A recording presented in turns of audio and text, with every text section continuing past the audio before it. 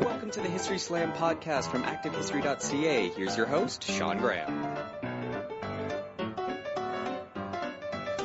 Thank you, Adam. Welcome to the History Slam, everybody. I am Sean Graham, coming at you today nearly live from Ottawa, Ontario. We are back from our summer hiatus. Took a couple of months off there to relax, refresh, recharge.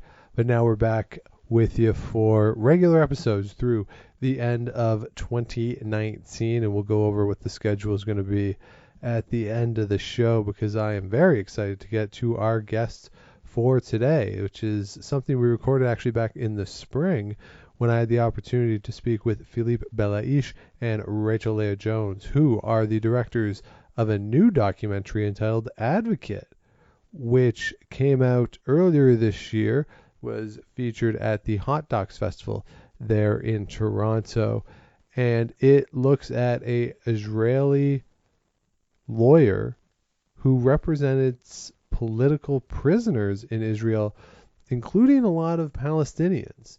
And it's a really fascinating story, and one of these things that I didn't really expect to see or to learn about, and just a wonderful story and told extraordinarily well in this documentary. So, without any further ado, here is my conversation with Rachel Lea Jones and Philippe Bellaiche. Okay, and I'm joined over the phone by the directors of the film, Rachel Lea Jones and Philippe Bellaiche. Welcome to the show, both of you. Thank you. Hi, Sean. Thank you. Hello. So this film is outstanding, and it's gotten a lot of positive press, and I think rightfully so. So let's just get into it, and we'll start first with you, Rachel. What attracted you to the story here of Leah and her career as a Israeli attorney who's representing Palestinians? Well, I've known Leah for about half my life, pretty much all of my adult life, and I followed her work and admired her work, admired her, the particular role that she plays on the Israeli left. And so she was an influential figure in my life. Sometimes when things are that close or you take them for granted that much, you don't think that you should be making a movie about them. Philippe, who has also known her for a long time, maybe 15 years or more, did have it in mind all along that Leah, really somebody should make a movie about Leah. And he kept saying it every so often, and I'd say, yeah, somebody should make a movie about Leah. And it took us both a really long time to sort of look at each other and go, well, who's that? Nobody's making a film about Leah. I guess that somebody is us. I think that the timing was interesting because, one might think she's entering her fifth decade of activism and work. But I think that the timing is different. It's not really just about capturing somebody who may be, close to being, whose heyday may be over. It's really about the times that we're in politically.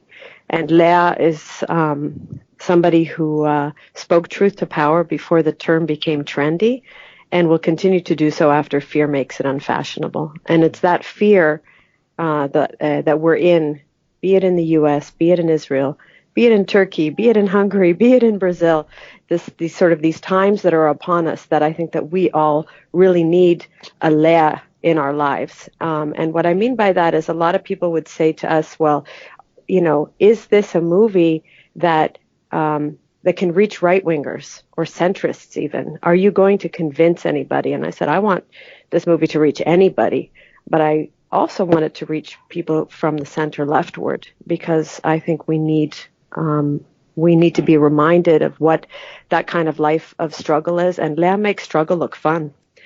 Leah wakes up in the morning and doesn't, strap that cross to her back and start, trudging and oi and this and that, although she does make a lot of noise as she goes about her business, singing and so on.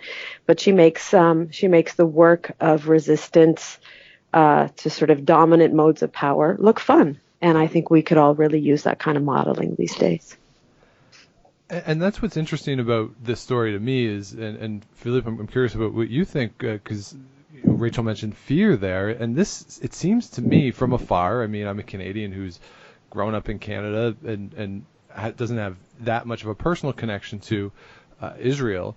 Yet I look at this story and I think that my initial reaction when I heard about this story was she is putting herself in danger on a daily basis. Actually, she does.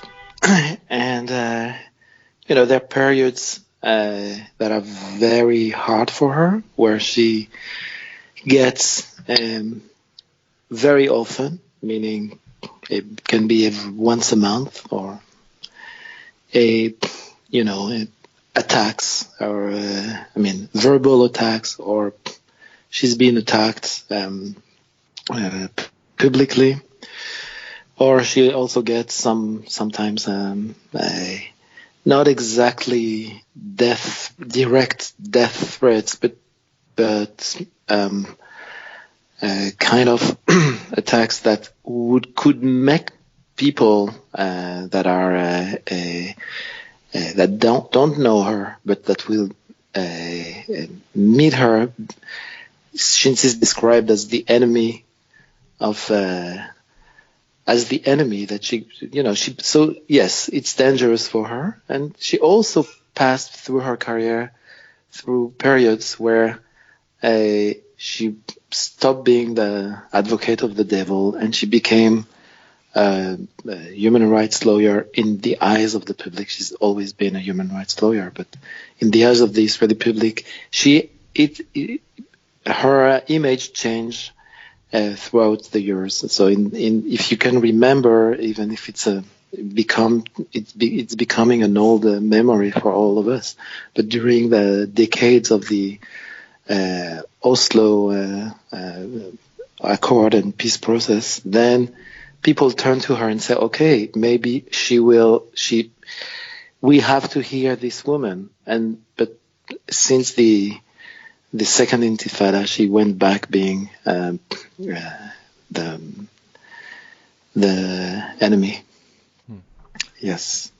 Well, she's not the enemy, but she's perceived as a public enemy by the right. Jewish public. Yeah. Right, and that's sort of the thing in terms of trying to figure out what her motivation is. Right, it's rare to see people gravitate to positions that. I think she go into this knowing that she was going to be unpopular. Is that a fair statement? I would say that it's also it's also answering to your question about choosing her as a subject of a film. The fact that she's so constant and consistent in her position, in her realization that there is an occupation, and that she wants to defend the people who are occupied. Her constant and consistent position make her an example. So I don't know. I really don't think that Leah from the beginning imagined that her career will be so long. I think she was much more optimistic, and she was imagining when she began that within a few years, all the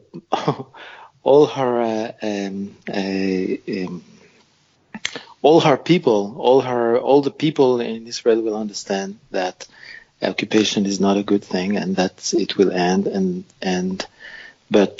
So I don't think that she began thinking that she will have her whole career and her whole life in the position that she has now. Yeah, of course not. I mean, she says about herself and of her generation, the radical leftists of the early 70s, we walked around thinking that we had the truth in our pocket, and all we had to do is take it out of our pocket and duplicate it in enough copies that if we spread the word, the truth would become apparent, and so on. And obviously, most people of that generation got over the notion of absolute truths, and we entered into a more postmodern post-structural era, but Leah has some of that left over. And I think that the truth is not that she has the only truth, but she has a good truth. She likes her truth. Her truth is humanistic. Her truth is equality. Her truth is justice. Her truth is fairness.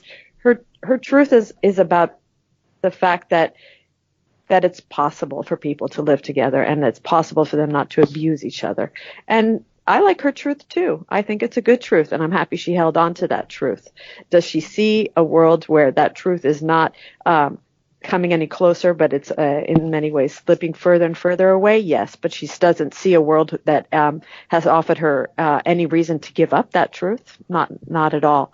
And it's funny because sometime in the mid-90s, about mid-career, she got a little panicked because she was still sort of, strong in her mid-40s or, early 50s. She had plenty more to give and do. I mean, she's obviously, palpably, you can see in the film, a workaholic. And she said, okay, any day now they'll release all the political prisoners and there'll be some kind of a political solution, and I'm going to be out of a job. So she registered for some kind of civil law course.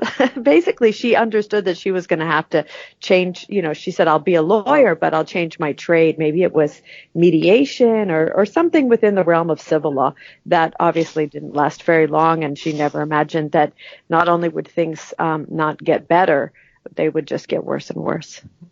Well, because that brings up an interesting question about, again, speaking to her motivation. You mentioned that how she has been demonized to a certain extent by right-wingers. So how much of what she is doing and is the motivation left, right, sort of politically motivated versus sort of a universal rights and a humanistic perspective that there's these principles that need to be upheld regardless of what your perspective is, left, right, Israeli, Palestinian, whatever it is, that there's just the humanity of it?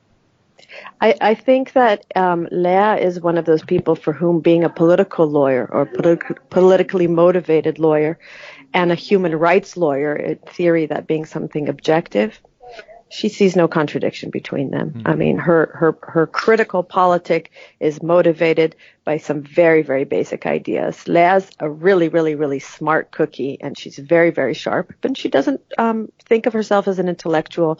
She doesn't think of herself as a social critic. She thinks of herself as a doer, and she, goes out with some very simple mantras, and those mantras just have to do with dignity, with fairness, with equality, justice, things that one could sort of break apart and say, well, what does that really mean? But we all know what those things basically mean, and that those things are universal, and that and she's basically, more than anything, she's a non-racist. Big words like imperialism, colonialism, she's not using them anymore. I think most people, at least of her generation, got over that rhetoric, not because it wasn't true necessarily, but, other rhetoric has taken its place. But those other concepts, far more basic, they still guide her. But she's, as it's pointed out sort of in the film and in some of the press material, she's dealing in a system that is inherently, to a certain extent, unfair. And the people who she's defending aren't when they walk into a courtroom or they're in a proceeding, aren't presumed as innocent, or the scales aren't balanced when she walks into a room. So how has she been able to, over her career, maintain that and not become jaded? Because it seems like it'd be so easy to just sort of throw your hands up at the whole system. I think in some ways her humanism also extends to her compatriots and to the people who actually operate the judicial and penal system in Israel. So that doesn't mean she gives them many discounts. She's extremely critical of the system. The system is fundamentally flawed. The occupier is judging the occupied. It's flawed. That, none of the prosecutors and none of the judges are the compatriots or the peers of the people who are being prosecuted and funneled through the system. She knows that. She also knows that she comes from the other side originally. She thinks that it gives her some capacity to wield a little bit more something. Power isn't really the right term, but assert herself probably more effectively. But I believe that it's her humanism which also guides her to think that even if it's only 1% of the time that she can make a significant difference for a client, and 1% is being generous. It's because she's a human being appealing to another human being, even if that human being is a military court judge or a military prosecutor who can only see the Palestinian in front of them as a category, an enemy, an occupied subject, a terrorist, what have you, that they can't individuate them. They don't see them as having personal and political trajectories. They don't see them as having a collective consciousness. And if they do, they think, well, there's nothing reparable there. Their collective consciousness is one that resists the occupation, so there's nothing to fix. They can't be, what's the word? Help me here, Philippe, Bellaiche. Where you assume that rehabilitated, right? A lot of the fundamental aspects of youth law and prosecution of youth is the notion that you can also rehabilitate them. I think the judges, in their own way, are making an interesting and strange confession when they are meting out such heavy punishments to Palestinian youth, in that they're saying, well, I can't rehabilitate their objection to the occupation. So, well, but that brings up the question too about trust, right? I mean, if she's coming in she has this perspective, she's Israeli, how does she get, obviously at this point she has a reputation, but how does she get Palestinians to trust her? It's a really good question. Do you have an answer, Philippe? I don't know, but I don't know because I was not there when she began her career. But what we heard from some of her very first client that is not in the movie is that they immediately feel that they were that she was talking to him at eye level in a very simple way, in a very direct way, not even though recognizing that she was coming from the other side. She was an Israeli Jew and not a Palestinian. One of her early clients that we met told us that he feels very comfortable talking with her. So it might be that she has an enormous empathy for people, and then people feels it. It can, and it's of course linked to what Rachel said earlier about her being absolutely not racist. I mean, trying and acting without discrimination, and you can even see it in film that the people who are working in her office are Palestinians, and she's not very soft with them. She treats them like workers, and if they don't do their job as she like it, she tells them directly. She doesn't. Elle ne prend pas des pincettes in French. She doesn't have this patronizing side of a kind of a racial politically correct. She's an equal opportunity bitch, and she's an equal opportunity champion and advocate, literally, and friend and ally and the whole gamut. Yeah. And I don't know if she will say that, but I don't know if it's what she thinks, but it's what I think about her navigating in the system, in the Israeli justice system. I think that the reason that she continued to believe that something can be changed, it's because she doesn't want to think that they are cynical. She does think that the task that the judges are giving to themselves is impossible because it's inherently flawed. As Rachel said, the occupier is judging the occupied. But she does think that those people are not cynical. So she can convince them. She can change their mind. She can have an influence.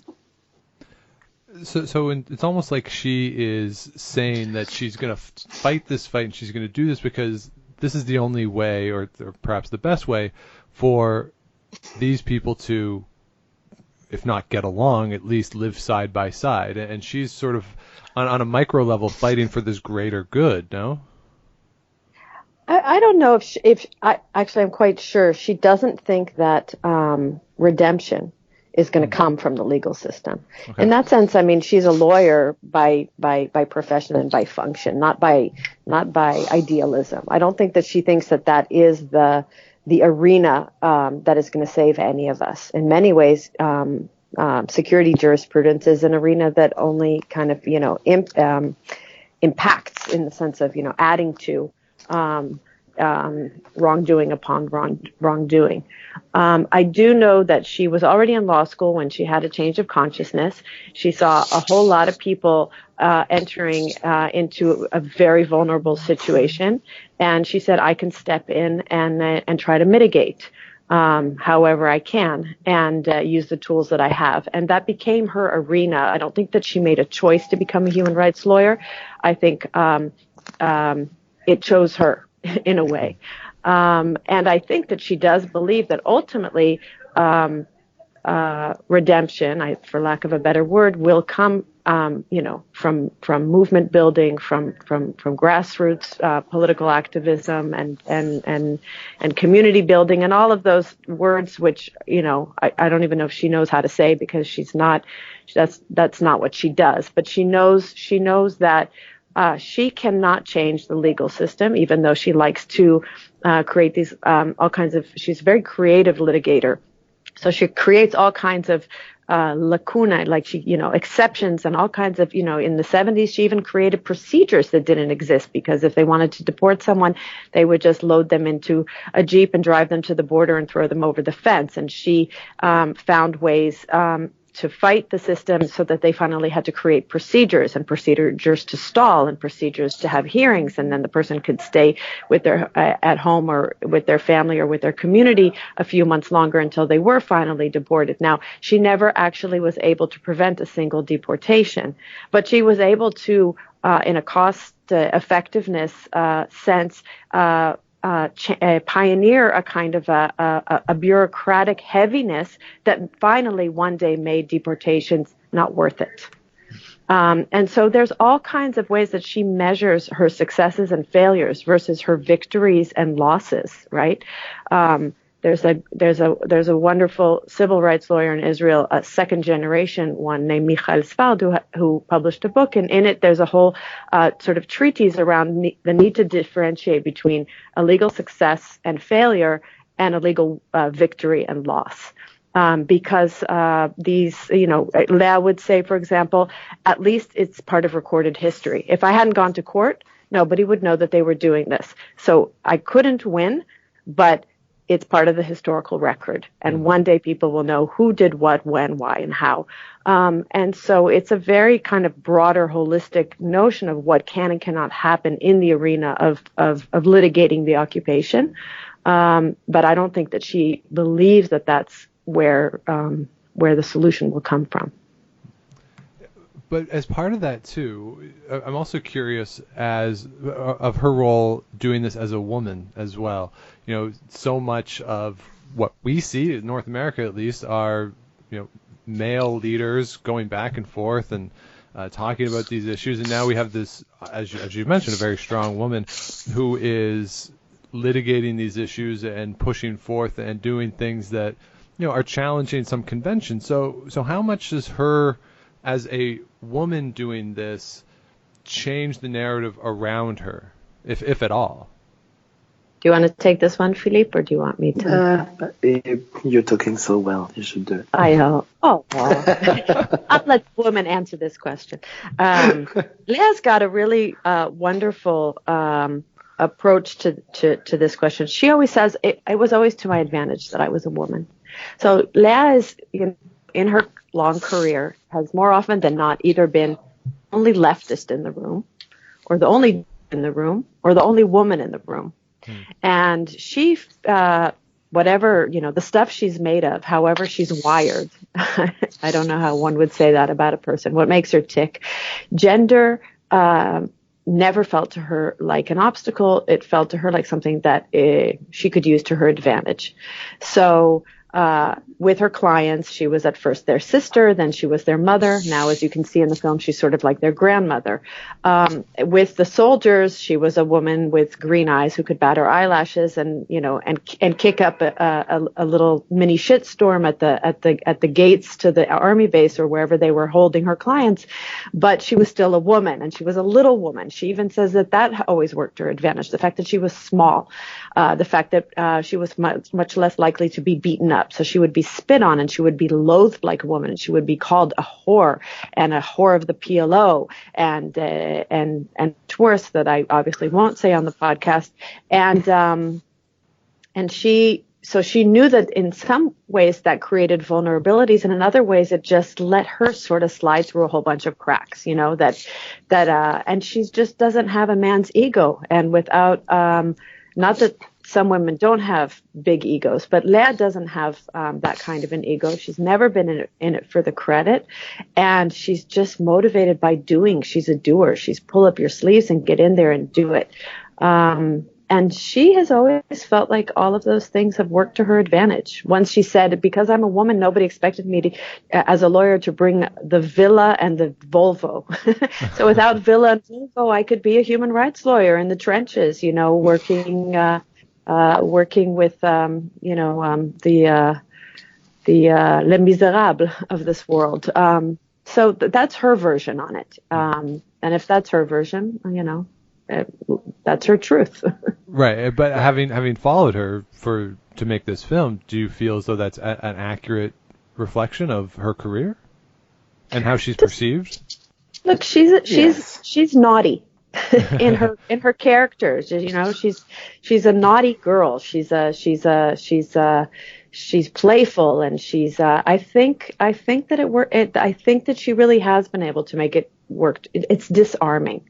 Ultimately, her tomboyness or her naughty girl or a little bit of femme fatale, but her, you know, very chutzpahdik, all of these things have probably worked to her advantage.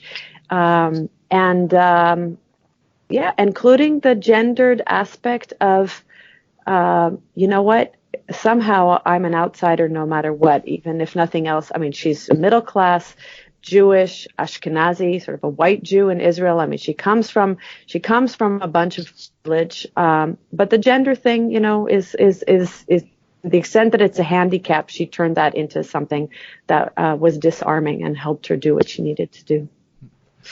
So in her career, I'm curious, you know, she's obviously had a very long career, and Philippe, I'm wondering about the actual construction now of the film, because it traces her in doing her work, doing cases sort of in real time, but also weaving in some archival footage and showing sort of the arc of her career. So just as a narrative structure for the film, how did you come to that decision to tell this story?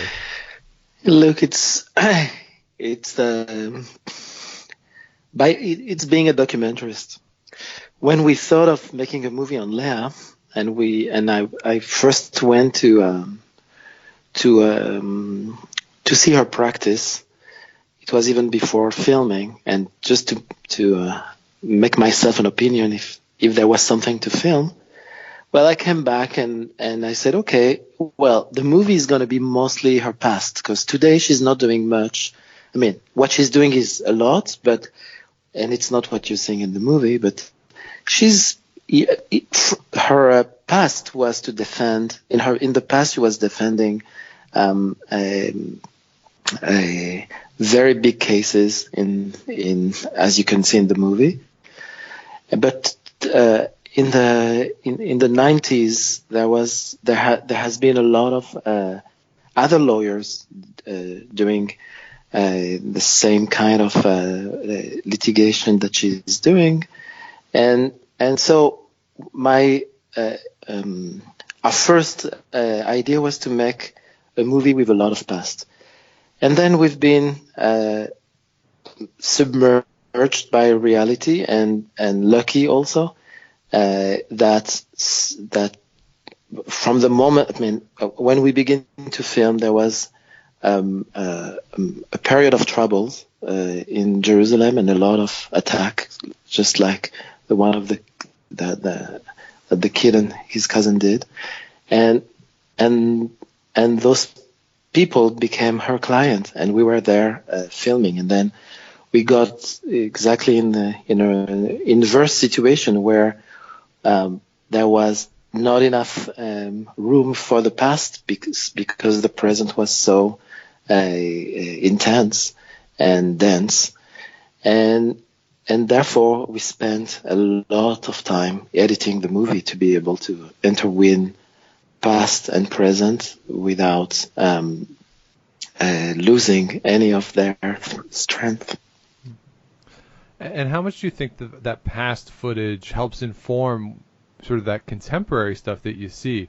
You know, as a viewer, to go back and forth, I find it always useful to see where people come from and sort of the arc of things and how they develop. But as the filmmakers, the directors of this, how does that inform what the narrative is? I think go ahead. Yeah, I think you cannot understand the situation in 2019 without looking at the last 50, 70, 100 years. And maybe you did not notice that at the first viewing, but people who will watch the movie many times, they will see that even in the animation technique that we used, we deliberately used a lot of press clips and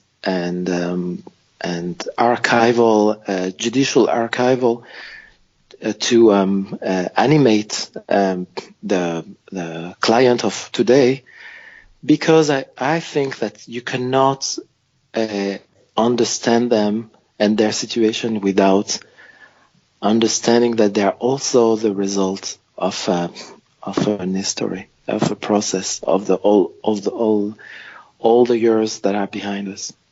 And that they, in a sense, her clients today inherit a struggle which they're born into, or they're sort of cast into almost unwittingly. It's not like either of those clients probably would have had the incidences or made the decisions that they made had they not been born into this history with a big H that would sort of bore down on them. I would also add to that there's one point in the film, I don't know if this is too much of a giveaway, but so be it. It's a documentary. We're not all about spoilers, or let's assume we're not. But at some point in the film, toward the end, when one of the big cases that she's handling comes in with a guilty verdict, and it's when she's sort of most markedly upset,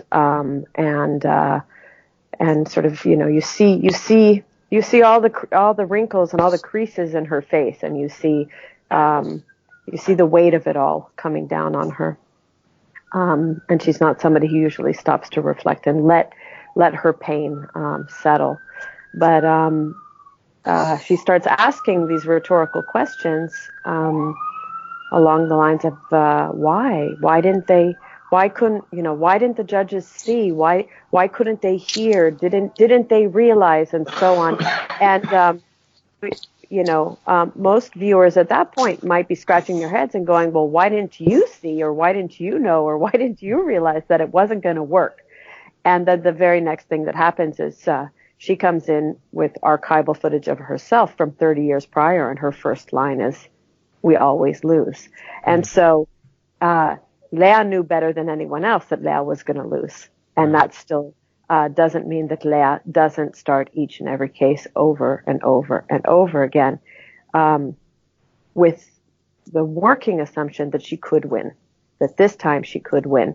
And I think that's a really, really, really important aspect of the movie is and I want the viewers to know that ultimately you're not smart. She's outsmarting all of us by exercising or by rebooting herself each time anew with faith.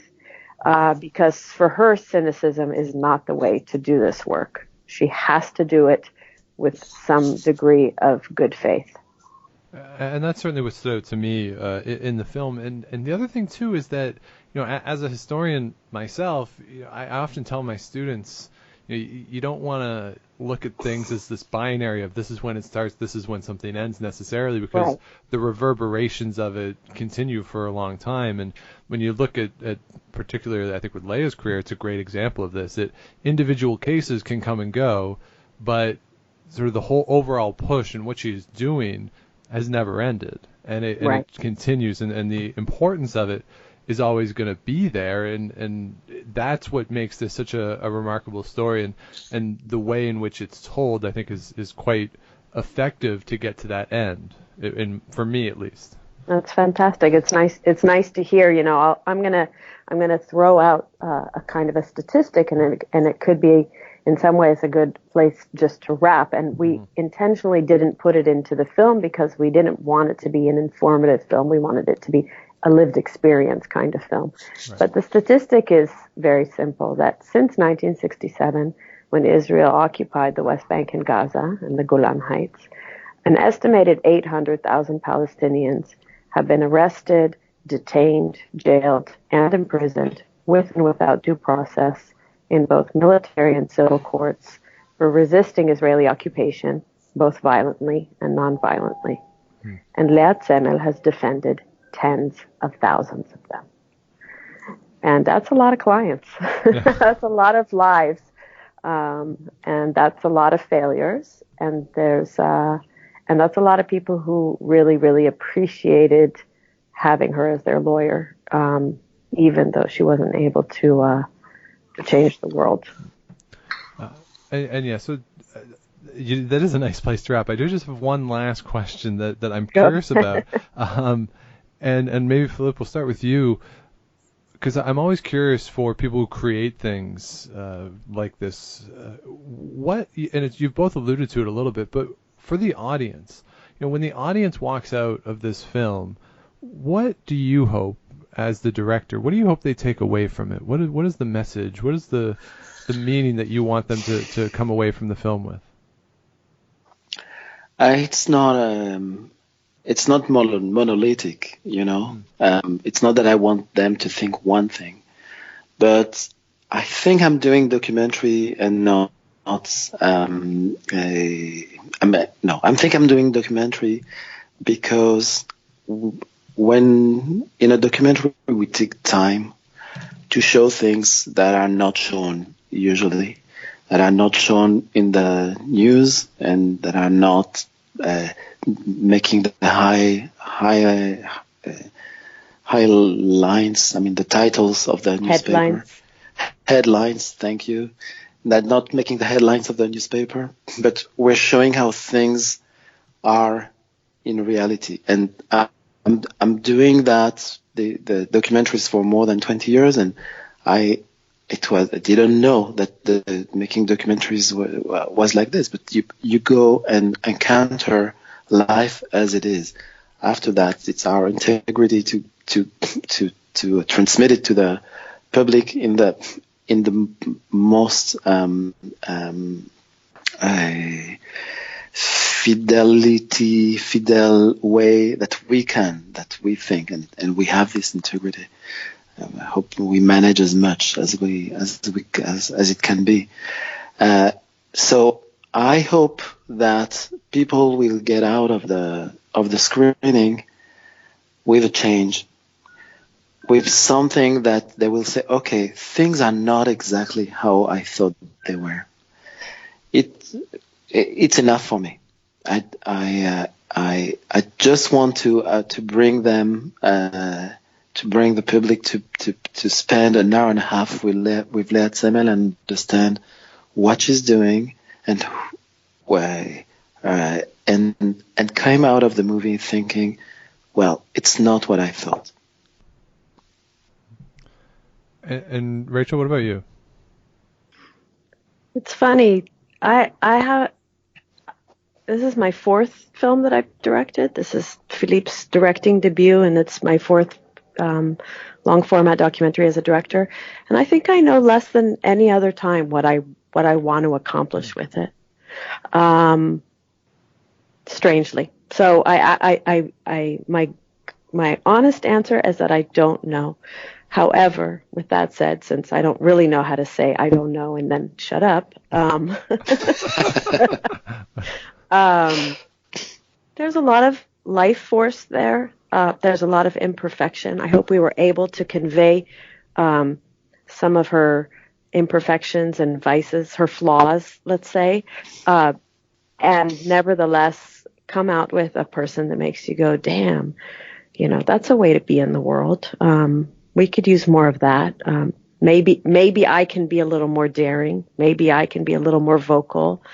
Maybe I can not be fearless, because fearless would be psychopathic, but maybe I can overcome qualms. I think her daughter says it in many ways best at the very end of the movie. She says, there's a price in all of this, but it's so rare to see a woman like that who, again, she says it herself. She says, it's not that she's fearless, but who meets what's scary head on and pushes through it without qualms and without hesitation, that it's worth it. And so I think that more than anything, some kind of inspiration, and I want people to understand things about Israel, Palestine, but for me, this film and this portrait, if you will, is completely goes beyond those borders. Well, I think that's a lovely place to leave it. So, Rachel and Philippe, thank you so much for the time this afternoon. Thank you, Sean. Thank you. It was very nice and interesting for us to a chance to reflect. So there you have it. My conversation with Rachel Leah Jones and Philippe Bellaiche, and my thanks to them for taking the time to talk to me. And again, the documentary is Advocate. We'd certainly encourage you to check it out. If you just Google Advocate documentary, you'll be able to find information on how to access the film, whether it's digitally or at a theater near you, as there are some showings going on, some special events still through the fall, and a wide release has been discussed as well. So hopefully you'll be able to check it out in a theater near you. So that brings us to the end of our first show back after our hiatus. If you have not yet, please do subscribe to the show, Apple Podcasts, Google Podcasts, wherever it is you get your shows. Give us the comments and the ratings and all that good stuff that helps other people find the show, keeps us going here as well. If you have any questions or comments for the show, historyslam@gmail.com, or you can find me on Twitter at Dr. Shawnee Fever. So if you're listening to this when we're dropping it on September the 10th, we'll be back next Wednesday, on Wednesday, September the 18th, with another new episode, and then every other Wednesday after that through the fall, into December. So through the end of 2019, we'll be back every other Wednesday with new episodes. So I know we went away for a couple months, but we're coming back full force through the fall, and I'm very excited about some of the stuff that we have lined up for you. And if you have missed anything, want to go back, check out some old episodes, everything is there, not only on the podcast feeds, but also at Activehistory.ca. And I would encourage you to check out the site. If you're not a regular visitor, we have some wonderful material. There was some great stuff over the summer this year. We had a wonderful summer, I think, and we're coming strong in the fall as well with some really well-written pieces that... I haven't had a chance to talk about how much I've enjoyed the site recently because we went on hiatus. But the stuff that's gone up recently has been terrific. So do check out Activehistory.ca. As when the fall comes around, we ramp it up and we get the stuff going, and really looking forward to what we have in store over the next little while. So we will be back with you with another episode next week. But until then, if you see Enrico Palazzo, please say hi for me.